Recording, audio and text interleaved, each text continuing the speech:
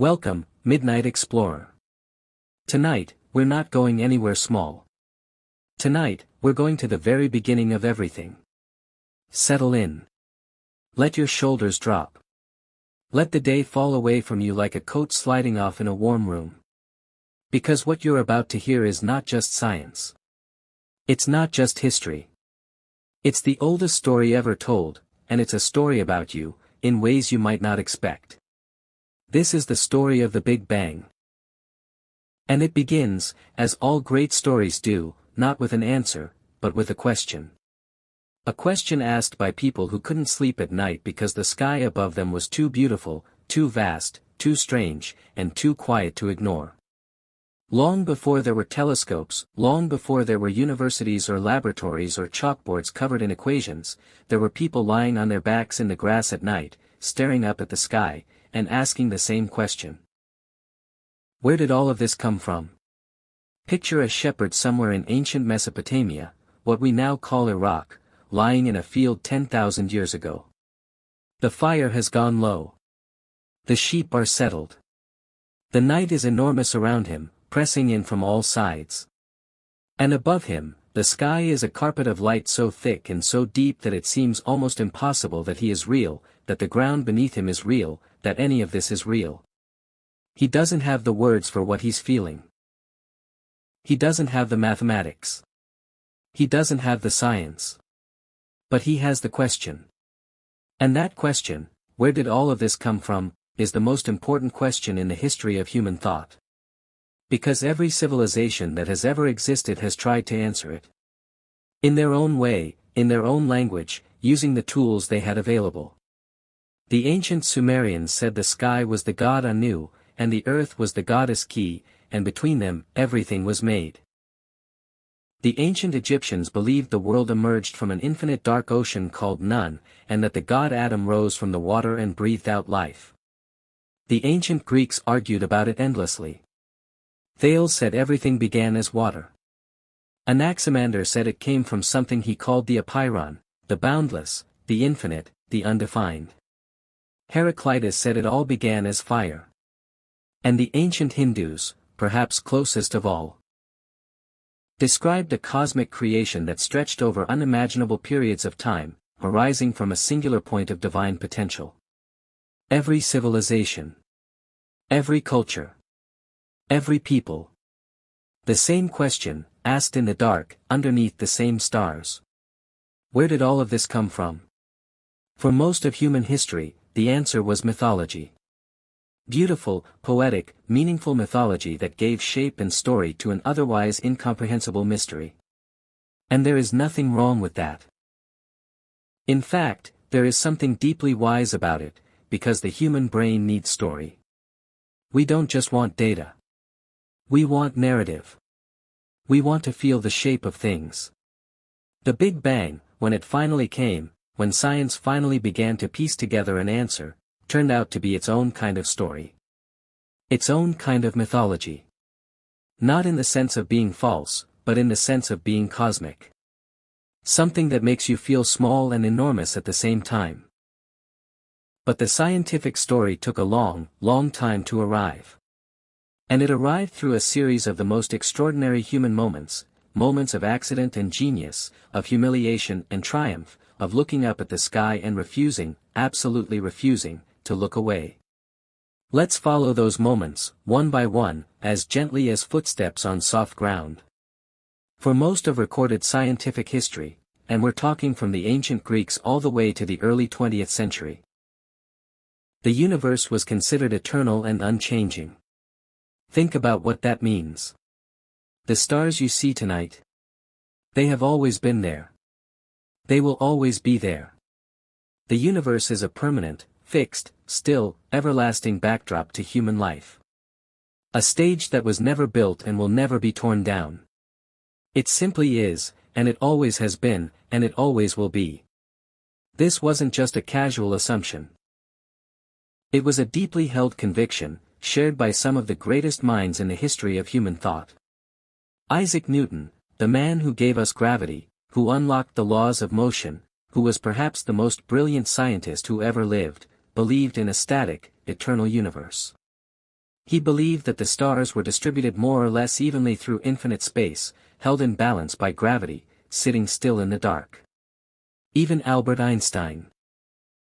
And we'll spend some time with him in a moment, because he matters enormously to this story. Even Einstein, when he formulated his theory of general relativity in 1915 and found that his equations seemed to suggest the universe might be expanding or contracting, didn't believe it. He actually added a term to his equations, something called the cosmological constant, specifically to make the universe sit still. He forced the math to agree with his assumption. The universe is static. It must be.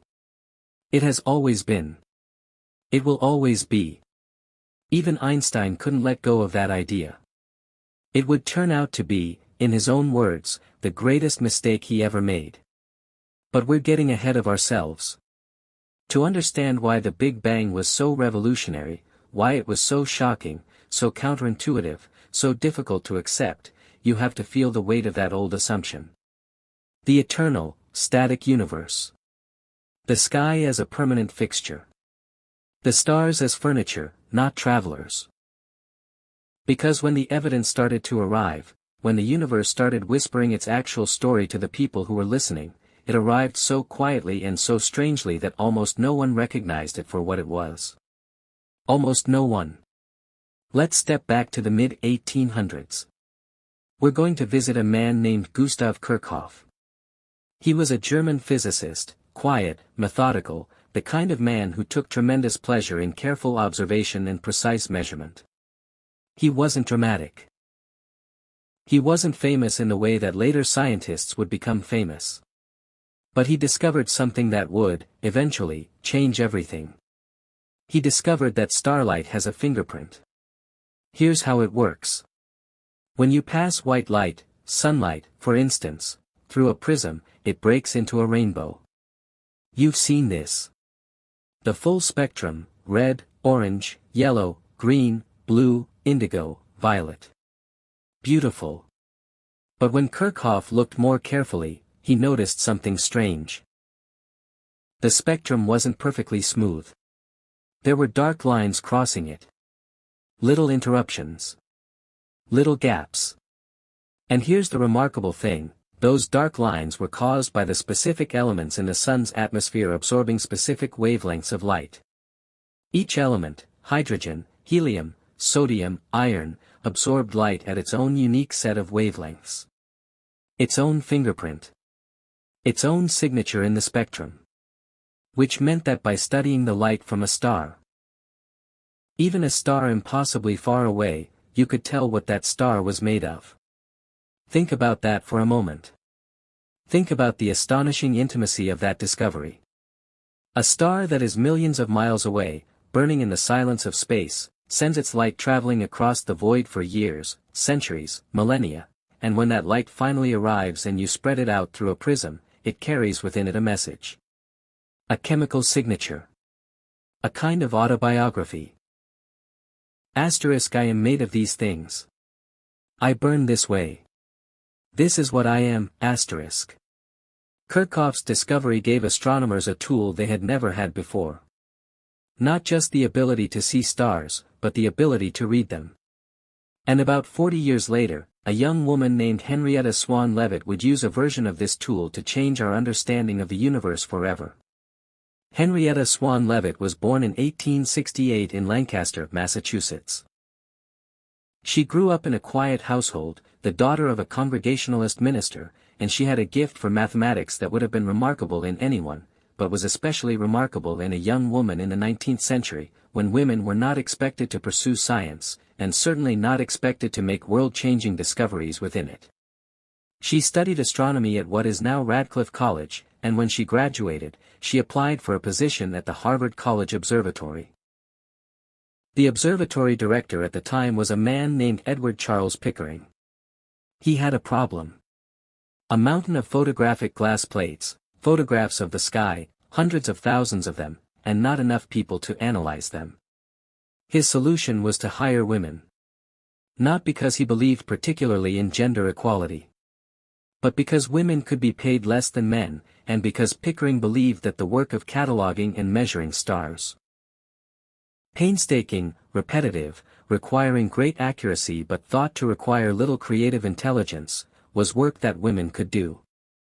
He was wrong about the creative intelligence part, as it would turn out. The women who worked for Pickering became known, a little mockingly, as Pickering's harem, or sometimes, the Harvard computers. They sat at long tables in a room in the observatory, bent over glass plates, measuring and recording star positions and brightnesses for hours, days, years. Henrietta Leavitt was one of them. And she found something in the glass plates that no one had expected. She was studying a class of stars called Cepheid variables, stars that pulse, that rhythmically brighten and dim, like a slow heartbeat.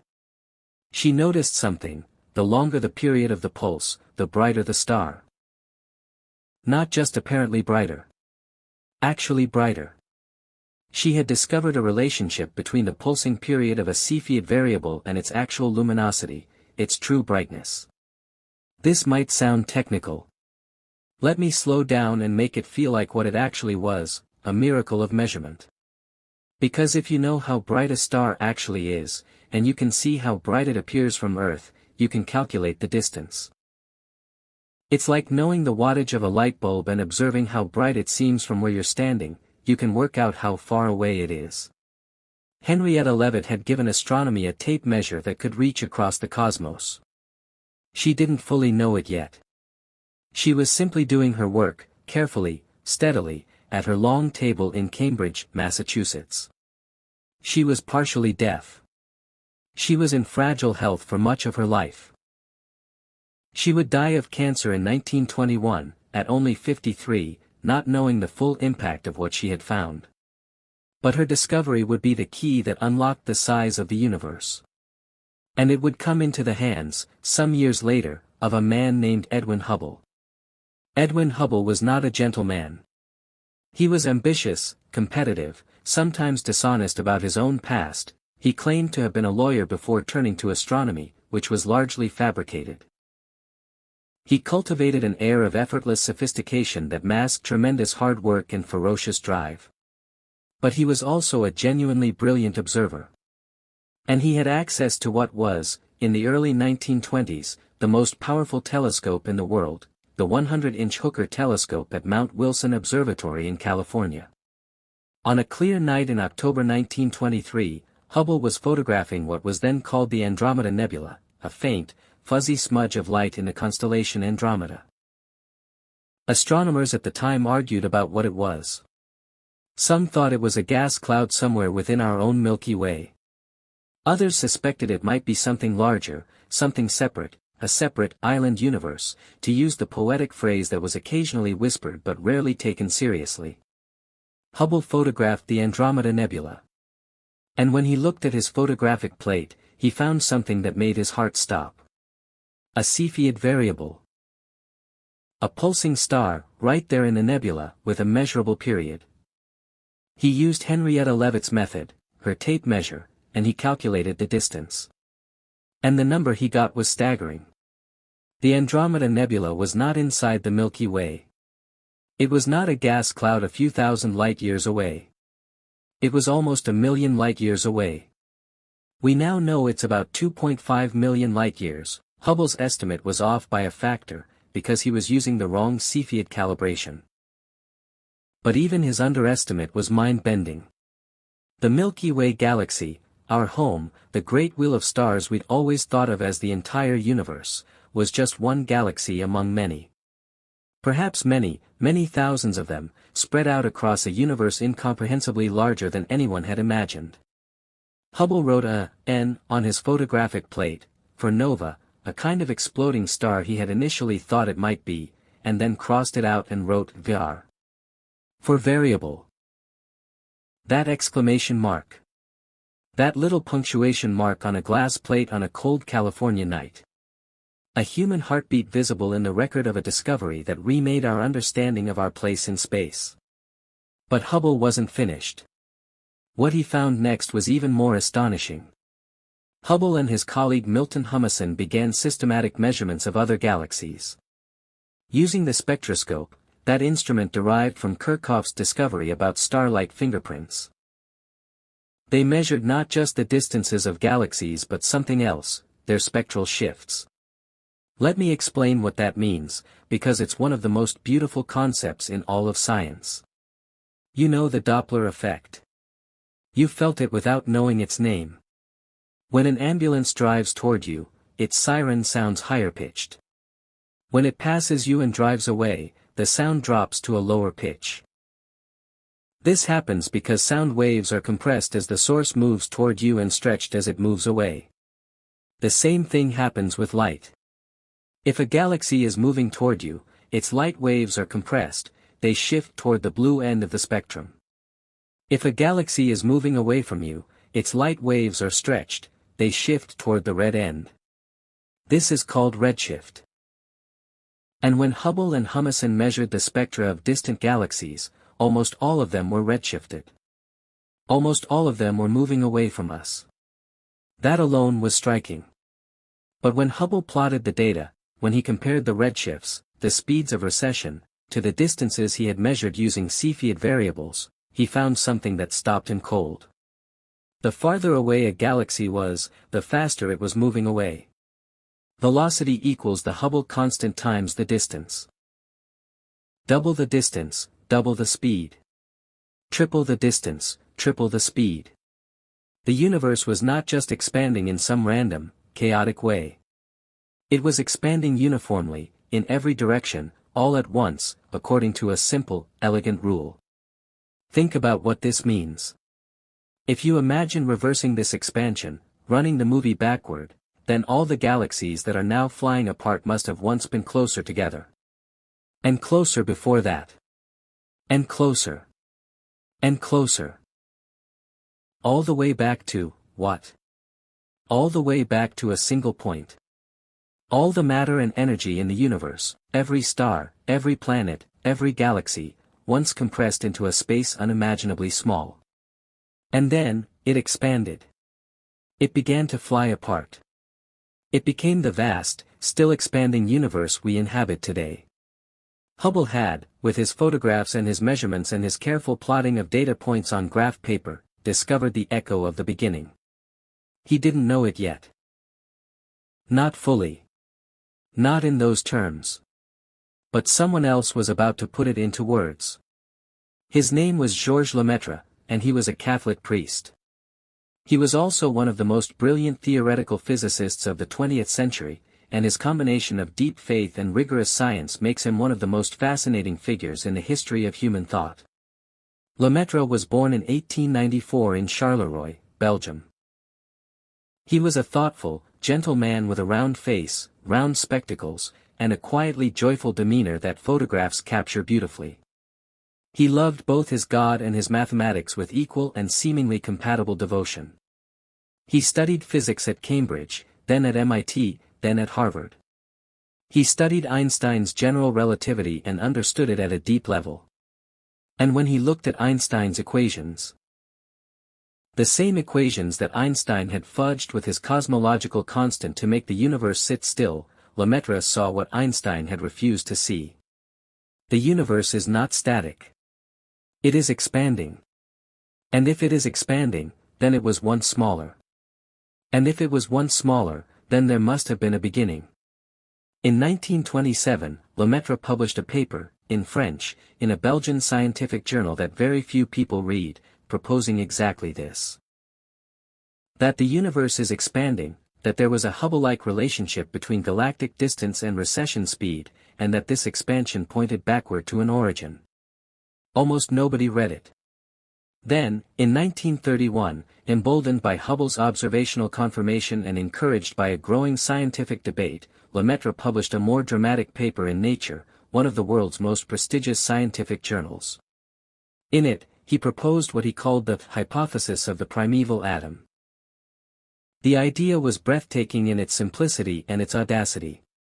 He suggested that the entire universe, all the matter and energy that exists, was once concentrated in a single quantum, a single particle. A primeval atom, he called it. An atom of unimaginable density, containing all of existence within it. And then this atom decayed, exploded, expanded, and became the universe.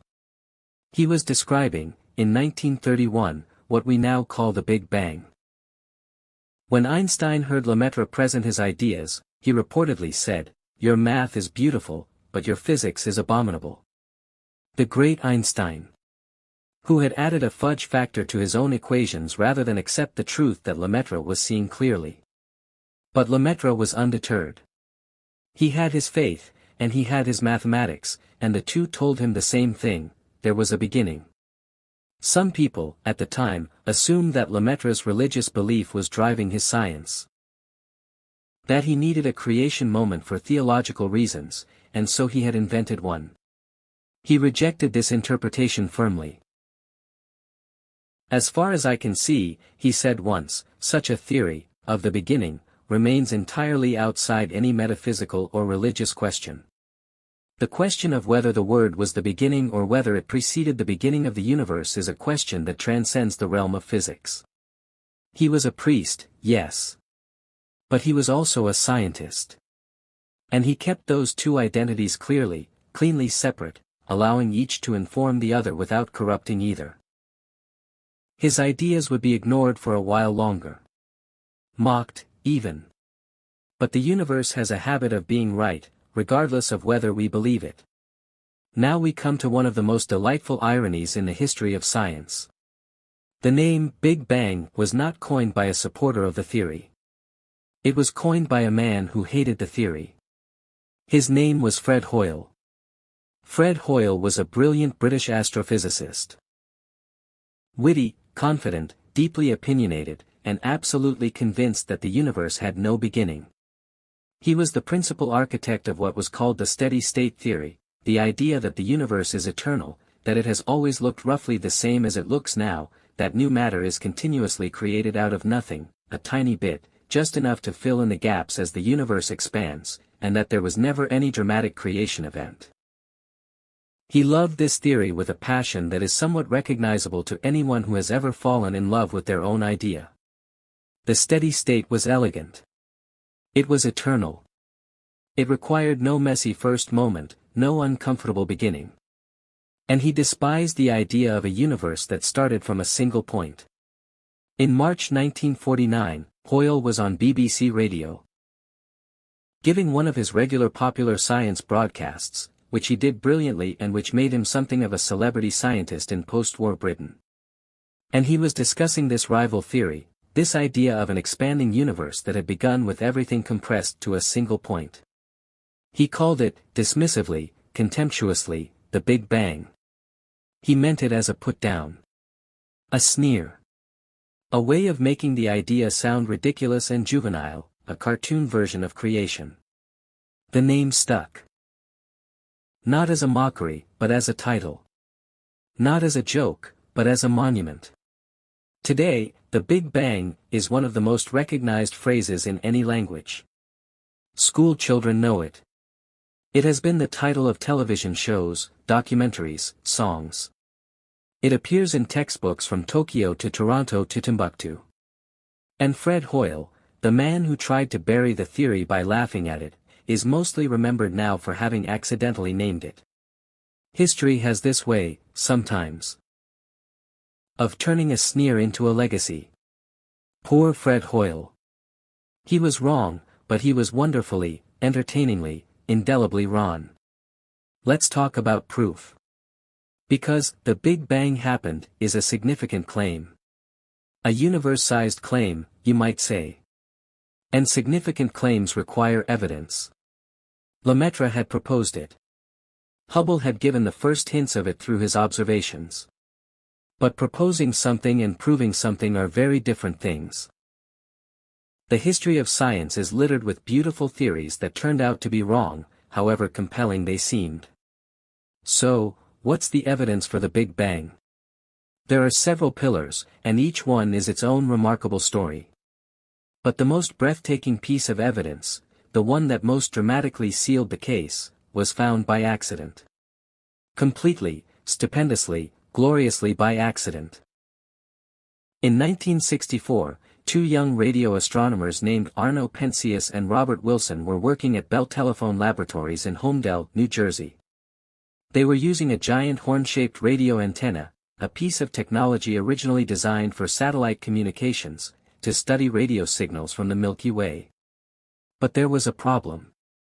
No matter what they did, there was a persistent, low-level hiss in their data. A noise that shouldn't have been there. It was uniform in every direction. It didn't vary with the time of day or the season. It was just, there. Everywhere.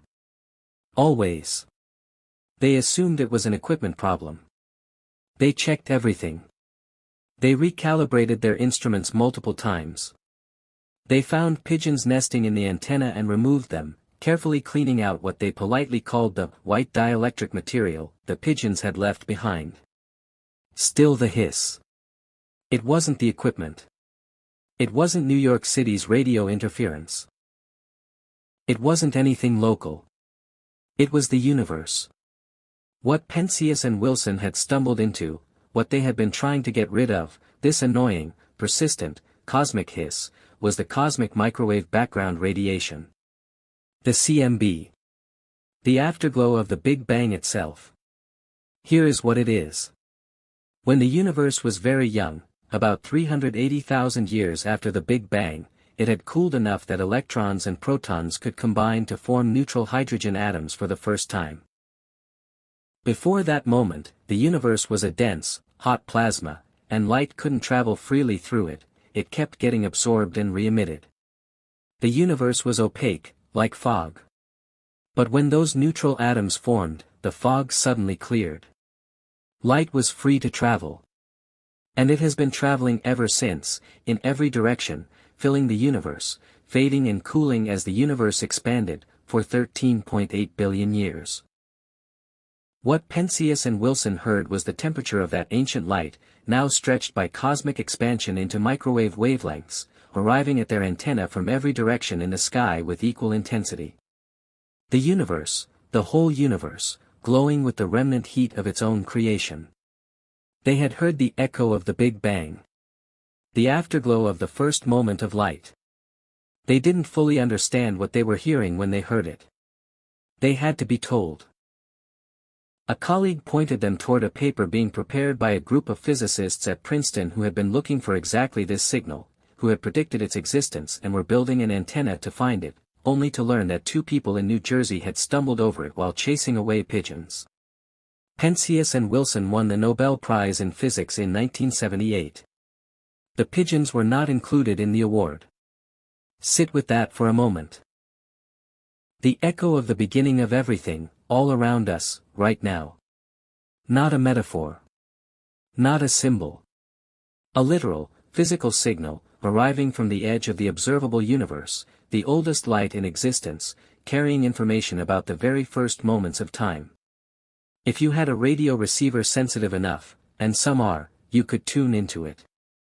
The white noise between channels on an old television set, in the era before cable. A small percentage of that static was CMB radiation. The universe whispering its creation story through your television. The cosmic microwave background was one pillar of evidence. But there is another, equally beautiful pillar, and it involves the lightest elements in the periodic table. In the early universe, in the first few minutes after the Big Bang, temperatures were so incomprehensibly high that nuclear fusion was occurring. The same process that powers the sun. Protons and neutrons were slamming into each other, fusing, creating new atomic nuclei. This period lasted only about 3 minutes. 3 minutes. And then the universe had expanded and cooled enough that fusion stopped. In those 3 minutes, the universe forged its first elements. Mostly hydrogen. But also about 25% helium by mass. And tiny, trace amounts of lithium and deuterium, a form of hydrogen with an extra neutron. Here's the thing. We can calculate, with exquisite precision, what the Big Bang theory predicts the ratios of these light elements should be. And we can measure, by observing ancient gas clouds in distant galaxies, gas so old and so undisturbed that it preserves the composition of the early universe, what those ratios actually are. They match. Hydrogen, about 75%. Helium, about 25%. A tiny, precise trace of deuterium. A tiny, precise trace of lithium. Exactly what Big Bang nucleosynthesis. The fusion that happened in the universe's first 3 minutes, predicts. This is not a coincidence. This is not a rounding error. This is a precisely calibrated match between theory and observation that extends to several decimal places. The universe, in its first 3 minutes, wrote a chemical signature into the lightest atoms. And 13 billion years later, we found it. Like a letter written at the beginning of time, sealed, sent across the universe, and finally read. Now let's go back. Not to the first 3 minutes. Further. To the first second. To the first fraction of a second. This is where things become so extraordinary that language strains under the weight of what we're trying to describe. But let's try, because the trying matters, even when the words fall short. In the very beginning, in the period physicists call the Planck epoch, which lasted from 0 to approximately 10 superscript 3 seconds. The universe was in a state so dense and so hot that our current laws of physics completely break down. We don't know what was happening.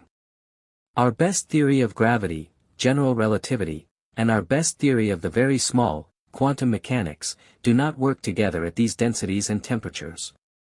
We would need a theory of quantum gravity, a theory we don't yet have, to describe this moment.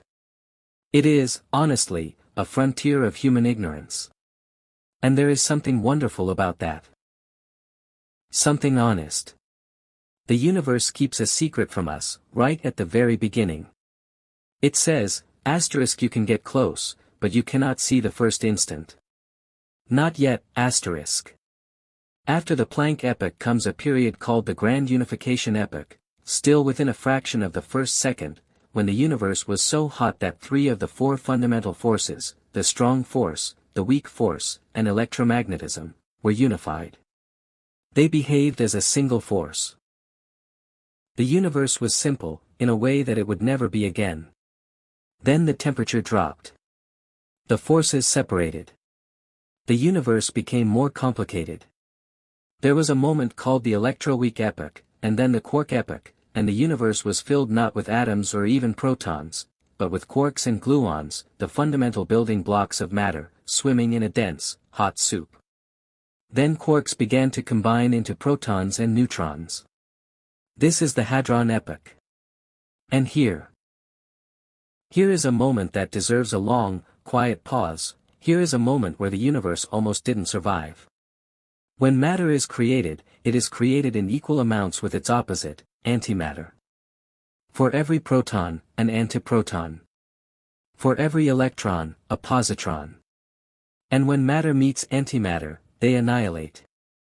They destroy each other completely, converting into pure energy. If the universe had been perfectly symmetric, if there had been exactly equal amounts of matter and antimatter, then everything would have annihilated. Every proton, every antiproton. Every electron, every positron. All of it gone, leaving only a universe of pure light. No atoms. No stars. No planets. No life. But there was an imperfection. A tiny, almost unimaginably small asymmetry. For every billion antiprotons, there were 1,000,000,001 protons. One extra. One more matter particle than antimatter particle for every billion pairs. The billion pairs annihilated each other. They're gone. But that one extra proton survived. Every atom in your body, every atom in every star in the night sky, is descended from those survivors, those 1 in a billion matter particles that outlasted the great annihilation. We exist because the universe was slightly, beautifully imperfect.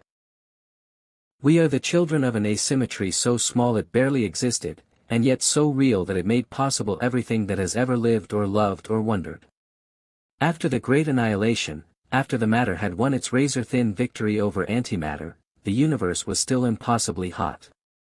Filled with protons, neutrons, electrons, and a flood of photons, particles of light, all in a seething, dense, brilliant plasma. And now those 3 minutes began. 3 minutes during which the temperature was high enough, hundreds of millions of degrees, for nuclear fusion to proceed. A proton is a hydrogen nucleus. When two protons fuse, they can form deuterium. Add another proton, and you get helium-3. Add a neutron to that, and you get helium-4. This is Big Bang nucleosynthesis. The forge of the first elements. It happened fast. It had to, the universe was expanding, cooling, and the window for fusion was brief. Only a few minutes. And in those few minutes, the universe settled into its chemical fingerprint, mostly hydrogen, about a quarter helium, tiny traces of other light elements. Then the fusion stopped. The window closed. The universe kept expanding and cooling. For the next roughly 380,000 years, it was a hot, dense plasma, opaque to light, like an eternal fog. Protons and electrons existed, but they kept combining and being pulled apart again by the fierce heat. They couldn't form stable atoms. And then the temperature dropped enough. Around 3000 Kelvin, still incredibly hot by everyday standards, but cool enough for electrons to settle into orbit around protons. Neutral hydrogen atoms formed. Everywhere, all at once, throughout the universe. And the fog cleared. Light traveled freely for the first time. That light is still traveling. Still filling the universe. Still arriving at our radio telescopes as the cosmic microwave background, the afterglow of that moment when the universe became transparent. The universe took its first breath. And then it began to wait. After the fog cleared, there was a period of the universe's history that cosmologists call, with beautiful simplicity, the Dark Ages. Not dark in the metaphorical sense. Dark literally. No stars. No galaxies. No light sources at all. Just hydrogen gas. Helium gas. Expanding slowly through the growing dark. A universe without a single light on. For hundreds of millions of years. Try to imagine that. Try to feel the scale of it.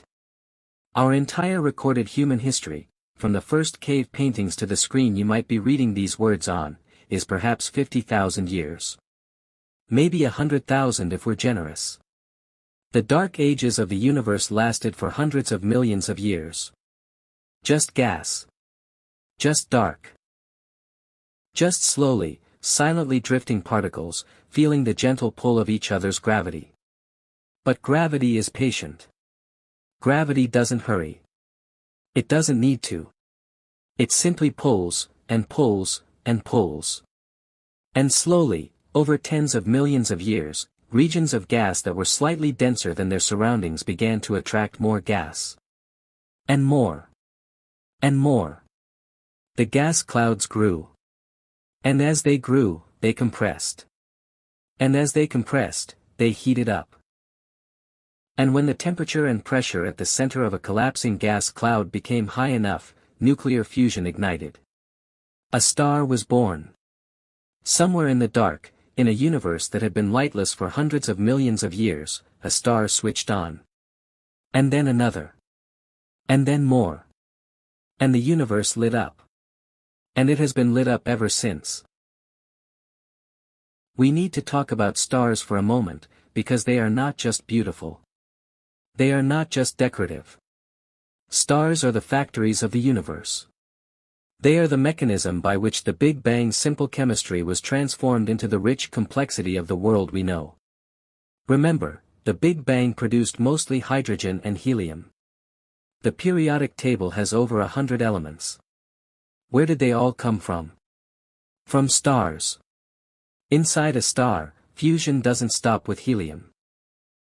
As a star ages, it can fuse helium into carbon, carbon into oxygen, oxygen into neon, neon into silicon, all the way up to iron. And in the extreme, explosive death of a massive star, a supernova, elements heavier than iron are forged in a furnace so intense that it can only exist for a few seconds. And then the star explodes. It tears itself apart and throws its newly forged elements out into space: carbon, oxygen, nitrogen, iron, gold, uranium. All of it scattered across light years, drifting through the universe, eventually gathering into new clouds, new stars, new planets. The calcium in your bones was forged in a dying star. The iron in your blood was forged in a stellar explosion.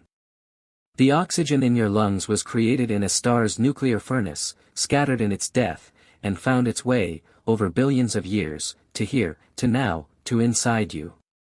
You are not made of stardust in a vague, poetic sense. You are literally constructed from the recycled remains of dead stars. Your body is the universe looking at itself. Your heartbeat is the rhythm of stellar fire, translated. There is a quote, often attributed to the astronomer Carl Sagan, one of the greatest communicators of science who ever lived, and it goes. The nitrogen in our DNA, the calcium in our teeth, the iron in our blood, the carbon in our apple pies were made in the interiors of collapsing stars. We are made of star stuff. That is not poetry. That is chemistry. That is nuclear physics. That is the record of the universe's autobiography, written in the atoms of your body. Our universe is approximately 13.8 billion years old. That number is worth sitting with. Because 13.8 billion years is not a number the human brain was built to comprehend. We evolved to understand timescales of days and seasons and human lifetimes. We are comfortable with decades. We can perhaps grasp centuries with some effort. Millennia feel like ancient history. A billion years is a million millennia. Our entire planet Earth, 4.5 billion years old, has existed for only about a third of the universe's life. The first half of the universe's history was over before our sun even existed. And in that vast sweep of time, what has happened? Stars were born and died. Galaxies formed and collided and merged and evolved. Black holes grew to monstrous sizes at the centers of galaxies. Planetary systems formed around second and third generation stars enriched with heavier elements from earlier stellar generations. And then, about 4.5 billion years ago, in an unremarkable corner of an unremarkable galaxy, a galaxy we call the Milky Way, a cloud of gas and dust collapsed to form a new star. Our Sun. And the leftover material, swirling around this new star, slowly clumped together. Dust became pebbles. Pebbles became rocks. Rocks became boulders. Boulders became asteroids and planetesimals. And after tens of millions of years of collisions and accretion and violent chaos, a rocky planet settled into a stable orbit around the new star at exactly the right distance to have liquid water. Our Earth. And then, about 3.8 billion years ago, in the warm, chemical soup of the early Earth's oceans or its hydrothermal vents, something astonishing happened. A collection of molecules became self-replicating. Life. From the Big Bang to the first living cell. 13 billion years of physics and chemistry, gradually, patiently, inexorably building the conditions for the first thing that could look back at the universe and wonder about it. Now. I know you've been thinking about it. The question that always comes up, the question that refuses to go away, the question that, if you're honest, has been sitting at the back of your mind since the first few minutes of this story. What happened before the Big Bang? And here, I have to be honest with you. Because this is a story that values honesty, even when honesty means saying, we don't know. The answer, in the most technically rigorous sense, is that the question may not be meaningful. Here's why. Time. The dimension of time, the before and after that we experience as the flow of moments, is part of the universe. It was created in the Big Bang, along with space and matter and energy. It did not exist before the Big Bang, because there was no before. There was no before, because before is a word that requires time to exist. It is like asking what is north of the North Pole. The question sounds sensible, north is a direction, north of something should mean something. But at the North Pole, north is not a direction anymore. The concept breaks down. There is no north of the North Pole. Similarly, before the Big Bang might simply be a grammatical construction that sounds meaningful but refers to nothing. Time began at the Big Bang. There is no before. The great Saint Augustine of Hippo, writing in the 4th century, was asked what God was doing before he created the universe. He answered, with remarkable proto-cosmological wit. He was preparing hell for those who pry into mysteries. But jokes aside, Augustine's deeper point was serious: the universe and time were created together. Time is not a backdrop against which creation happened. Time is part of creation. This is, in different language, what modern cosmology says. That said, there are speculative ideas, fascinating, serious, scientifically considered ideas, about what might have preceded the Big Bang, or what might exist beyond it. One is the idea of a cyclic universe. Perhaps the universe expands, reaches a maximum extent, contracts in a big crunch, and then rebounds in a new Big Bang. A universe that breathes in and out, eternally.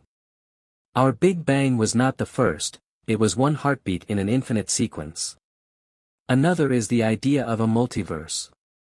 Some interpretations of inflationary cosmology, a theory about the universe's rapid early expansion that we'll come to in a moment, suggest that our universe is one bubble in an eternal foam of universes.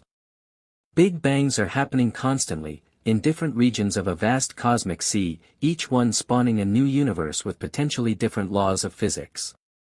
Another, proposed by Stephen Hawking and James Hartle, is that no-boundary proposal, a quantum cosmological model in which the universe has no beginning in the way we normally think of beginnings.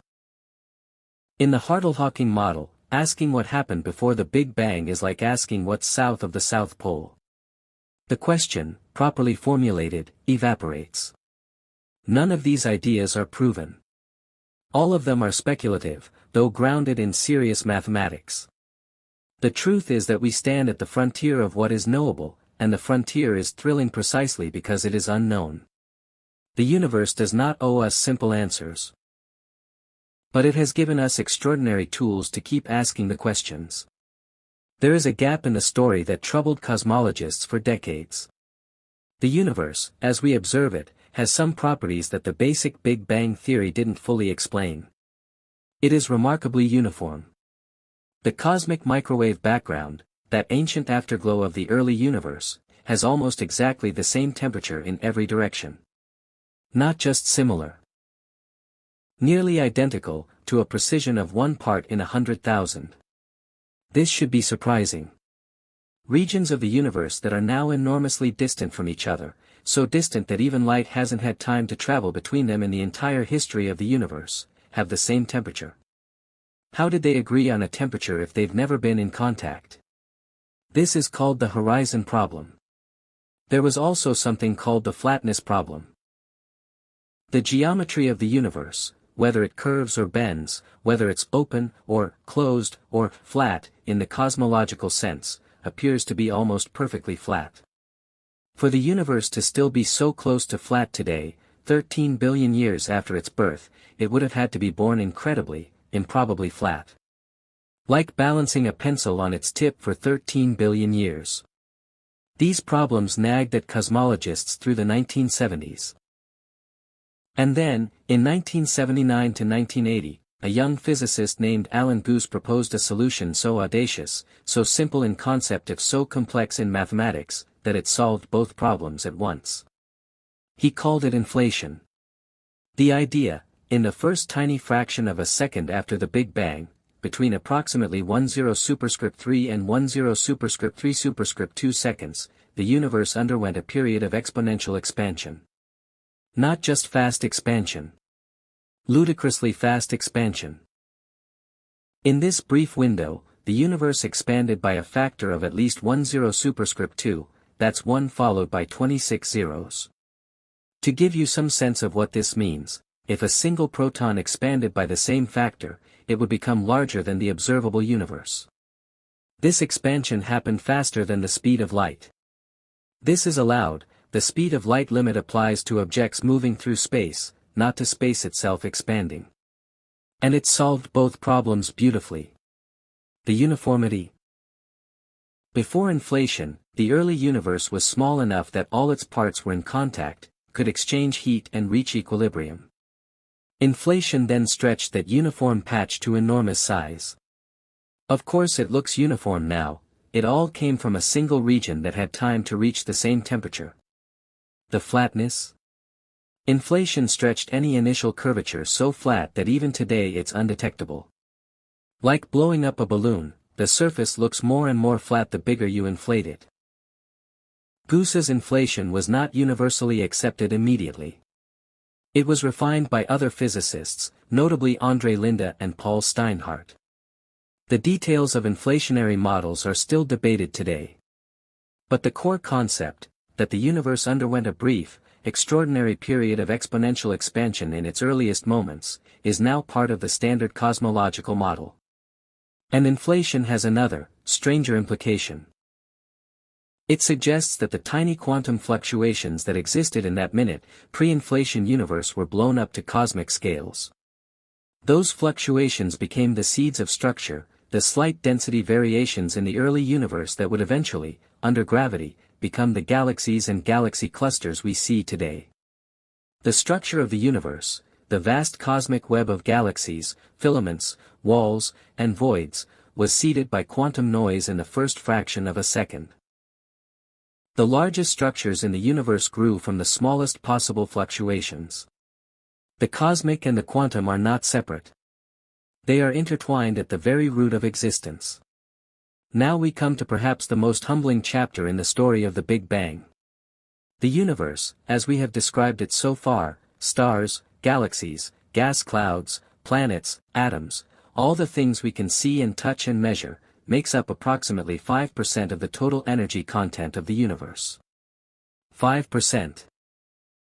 The other 95%? We have no idea what it is. About 27% is something called dark matter.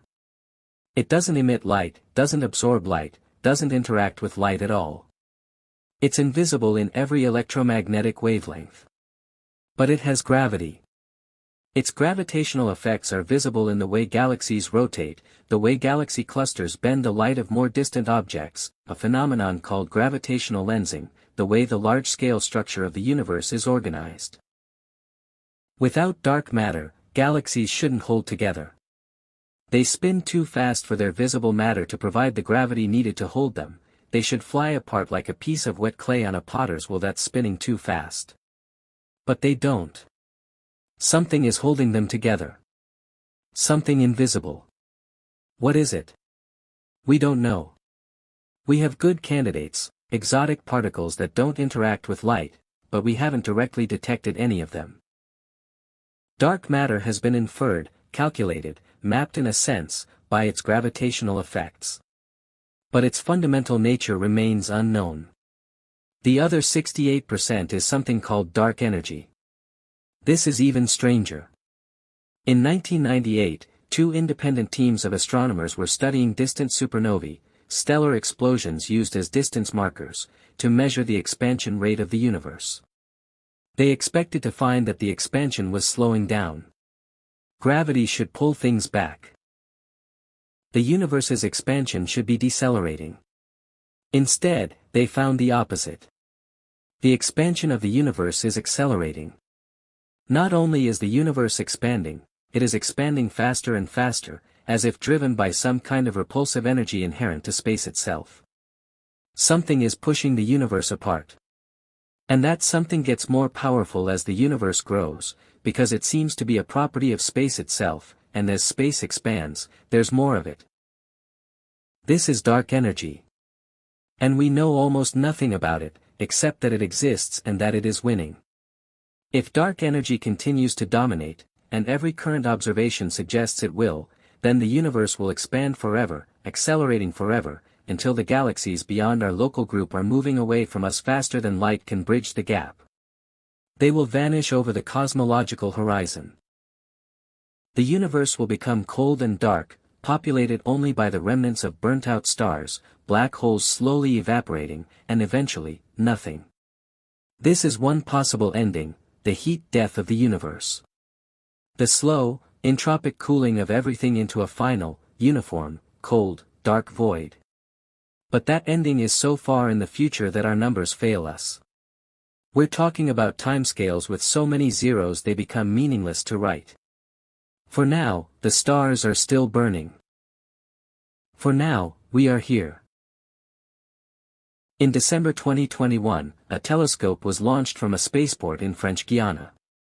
It traveled to a point in space called the L2 Lagrange point, a gravitationally stable position about 1 million miles from Earth, where the telescope could hover in deep space, shielded from the sun, and look outward at the universe. This was the James Webb Space Telescope. And it was designed to do something that had never been done before, to see the very first galaxies that ever formed in the universe. Webb sees an infrared light, wavelengths longer than what our eyes detect, which allows it to see light that has been redshifted by the expansion of the universe from its original wavelengths into the infrared. Light from galaxies so ancient and so distant that it was emitted when the universe was only a few 100 million years old. The light has been traveling for over 13 billion years to reach our instruments. When we look at Webb's images of deep space. And if you haven't seen them, I deeply encourage you to look at them after this story. We are looking at things as they were 13 billion years ago. We are looking at the past. Not the recent past, not the historical past. The cosmic past. The infancy of the universe. Some of Webb's early observations found galaxies that were unexpectedly large and bright for their age, larger than current models predicted they should be, just a few 100 million years after the Big Bang. This isn't evidence against the Big Bang, let me be clear about that, but it is evidence that our models of how the first galaxies formed may be incomplete. The universe is still surprising us. Still adjusting our understanding. This is science at its most alive, not a fixed, finished story, but a living conversation between observation and theory, each informing the other, each pushing the other toward deeper, more refined truth. Let's come back, for a moment, from the cosmic to the human. Because this story, the Big Bang story, was not built by abstraction. It was built by people. Real, complicated, fallible, brilliant, sometimes petty, sometimes visionary people, who dedicated their lives to understanding the universe, often without recognition, often against skepticism, sometimes in the face of active ridicule. We've met some of them already. Henrietta Leavitt, working at her long table for years, discovering cosmic distances while being paid less than a craftsman. Georges Lemaitre, the Belgian priest, holding the tension of faith and science in one mind without breaking either. Edwin Hubble, flawed and brilliant, pointing his telescope at the fuzzy smudge in Andromeda and remaking the universe. Arno Penzias and Robert Wilson, chasing away pigeons from a radio antenna and accidentally hearing the echo of creation. But there were others.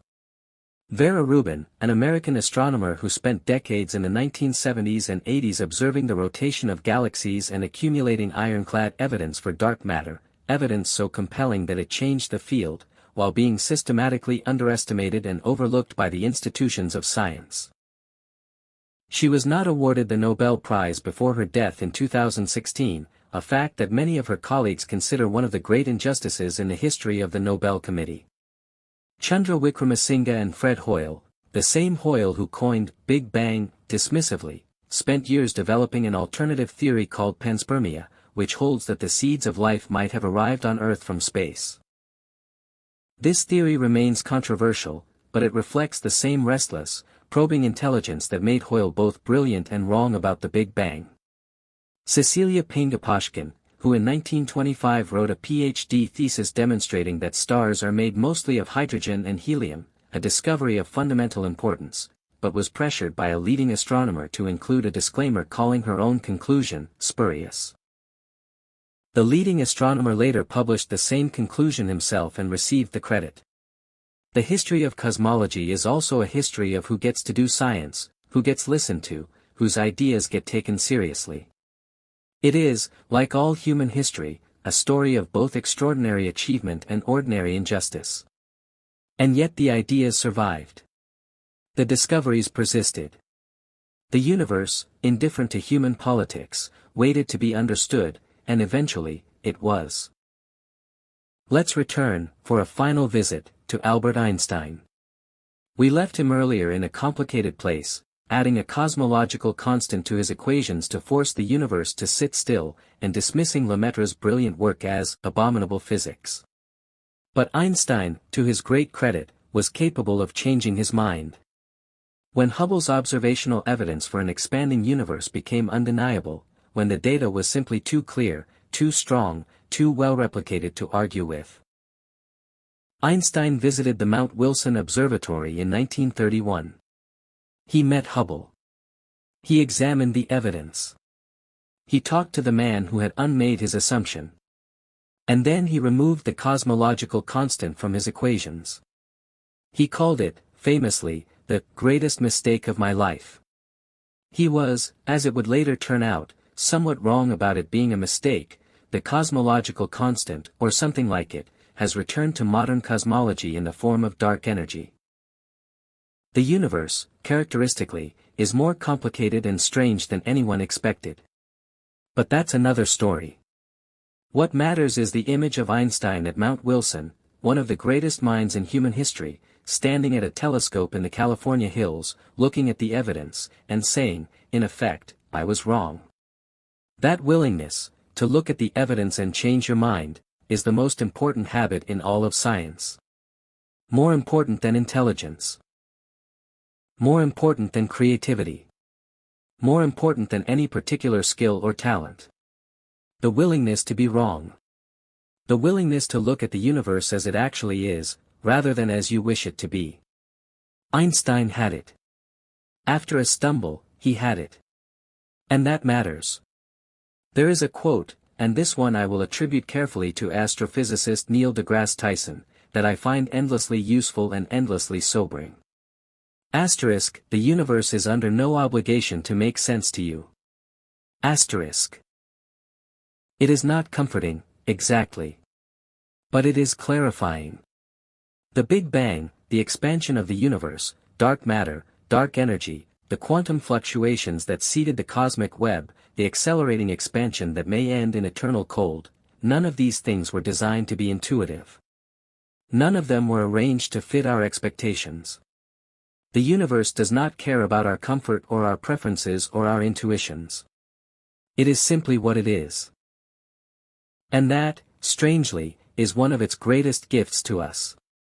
Because our intuitions were built for the African savanna, for tracking prey and avoiding predators, for reading the faces of other humans and predicting the weather. Our intuitions are extraordinarily good at those things. But they are terrible guides to the behavior of the universe at its extremes, at its smallest scales and its largest, at its earliest moments and its latest, at its densest and its most empty. Science is the discipline of going beyond intuition. Of building instruments and methods that correct for our cognitive limitations. Of designing experiments to ask the universe questions and then listening, really listening, to the answers, even when those answers are strange, even when they contradict our deepest assumptions, even when they require us to be wrong. The Big Bang is counterintuitive. An expanding universe is counterintuitive. Dark matter and dark energy are counterintuitive. The quantum origins of cosmic structure are counterintuitive. And yet, all the evidence points to them. The universe is not obligated to make sense to us. But it has, with extraordinary patience, allowed us to figure it out, piece by piece, observation by observation, generation by generation. And that is something. That is remarkable. The Big Bang is not just a scientific theory. It is a philosophical earthquake. Consider what it means for the question of purpose. For most of human history, the universe was assumed to be either eternal or recently created, and human beings were given a central, privileged place within it. We were at the center of the cosmos, literally, in the Ptolemaic astronomical model, with the Earth at the center of the orbiting spheres. And later, even after Copernicus and Galileo displaced us from the center of the solar system, there was still a sense that the universe was for us. Made for us. Designed around us. The Big Bang, combined with everything we've learned since, suggests a different picture. The universe is 13.8 billion years old. Earth is 4.5 billion years old. Complex multicellular life appeared about 600 million years ago. Modern humans have existed for about 300,000 years. Recorded history is about 5,000 years old. We have been here for an eye blink.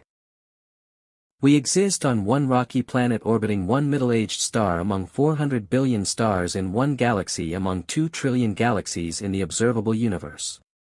We are small. Cosmically, almost incomprehensibly small.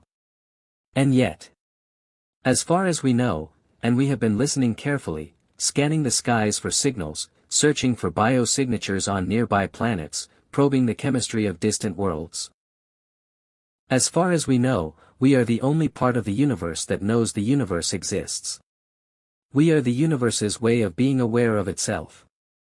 13.8 billion years of physics and chemistry and stellar evolution and planetary formation and biological evolution, all of it, led to creatures capable of asking where it all came from.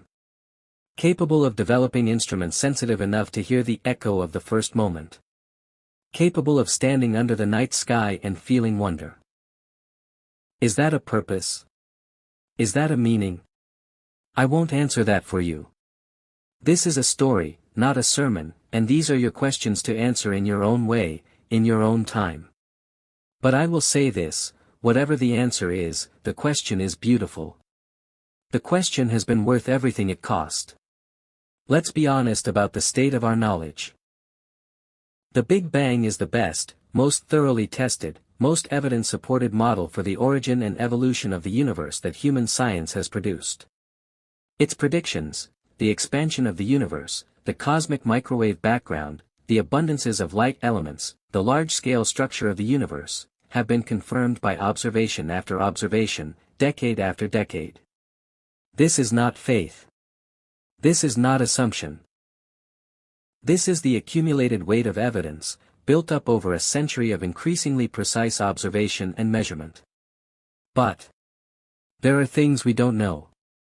We don't know what happened in the first Planck moment, the first 10 superscript 3 seconds. Our physics breaks down there. We don't know the fundamental nature of dark matter. We know it exists. We don't know what it is. We don't know the fundamental nature of dark energy. We know it exists and dominates the universe's expansion. We don't know what it is. We don't know whether the universe is infinite or finite. We don't know whether our Big Bang is the only one, or one of many. We don't know whether life is common in the universe or rare, whether the remarkable chain of events that led from the Big Bang to this moment, and to you, was likely or miraculous. We don't know what, if anything, preceded the Big Bang. And we don't have a complete theory of quantum gravity. The theory needed to understand the universe at its smallest scales and its earliest moments. These are not small gaps. They are enormous. They are among the deepest open questions in all of human thought. And they are waiting.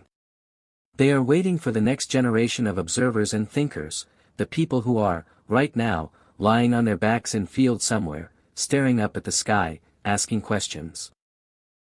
The people who are studying physics and astronomy and mathematics in schools and universities. The people who will build the next generation of telescopes and particle detectors and theoretical frameworks. Maybe some of them are listening to this story right now. The story of the Big Bang is not finished. It is not a story with a final paragraph, a sealed conclusion, a library shelf where it can be filed away and forgotten. It is a living story. An ongoing conversation between the universe and the curious creatures on one small planet who have decided, stubbornly and wonderfully, not to stop asking questions.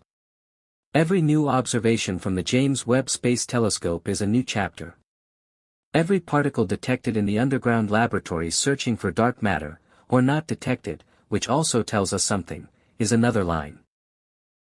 Every new measurement of the Hubble constant, every new map of the cosmic microwave background, every new gravitational wave detected by LIGO from the collision of ancient black holes, all of it, more story.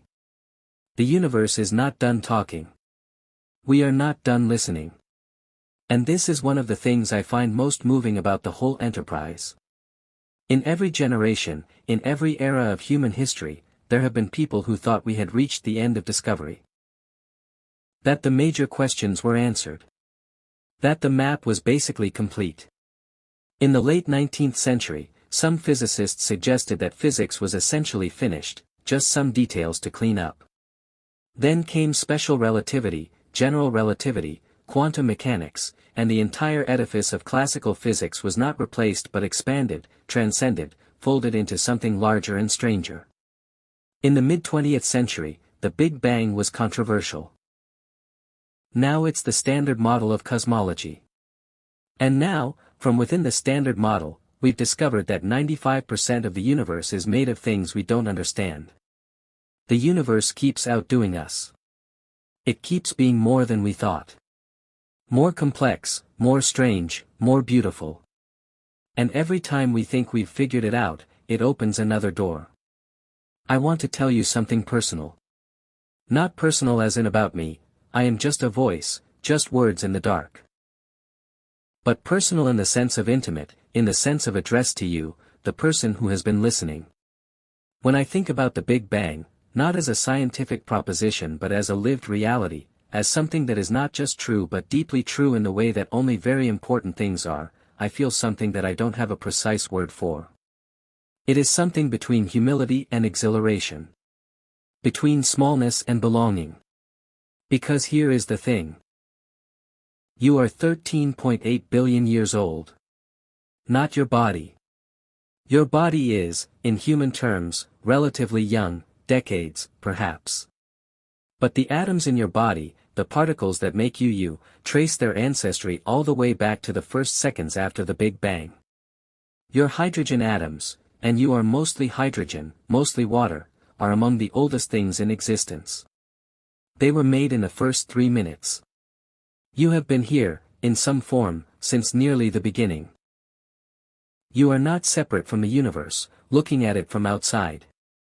You are made of it. You are a part of it. You are the part of it that looks back at itself and wonders. When you look at the night sky, you are not looking at something distant and alien and other. You are looking at your own history. Those stars, those ancient nuclear furnaces, made the atoms you're made of. That ancient light, the photons arriving at your eyes from billions of years of travel, is the same kind of light that carries your own thoughts and perceptions across the neurons in your brain. There is no outside. There is no separation. There is just the universe, 13.8 billion years old, breathing, expanding, cooling, structuring itself into galaxies and stars and planets and, on at least one of those planets, into creatures who can feel the astonishment of it.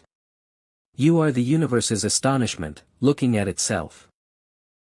I want to end this part of our story by returning to the humans. Because the scientific story of the Big Bang, for all its grandeur, for all its mathematics and instrumentation and precision, is, at its root, a human story. It is the story of curiosity. Of the refusal to accept we don't know as a final answer. Of looking at the night sky not with fear or indifference but with hunger. The need to understand. The compulsion to ask. Think of that shepherd in Mesopotamia, 10,000 years ago, lying in the grass at night. Think of the ancient Greek philosophers who sat in market squares and argued, passionately and sometimes furiously, about what the world was made of and how it began. Think of Galileo, under house arrest, not recanting his convictions about the cosmos even when the consequences were severe.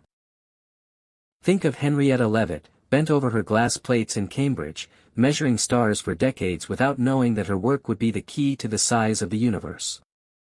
Think of Georges Lemaitre, the priest in his clerical collar, writing equations in a Belgian journal that nobody read, absolutely convinced that the mathematics was pointing toward a beginning. Think of Arno Penzias and Robert Wilson, baffled by a cosmic hiss they couldn't explain, not knowing they were hearing the oldest sound in existence. Think of Vera Rubin, driving through her data on galactic rotation, knowing what she was seeing, knowing it was real, knowing it mattered, and keeping on even when the establishment was slow to believe her.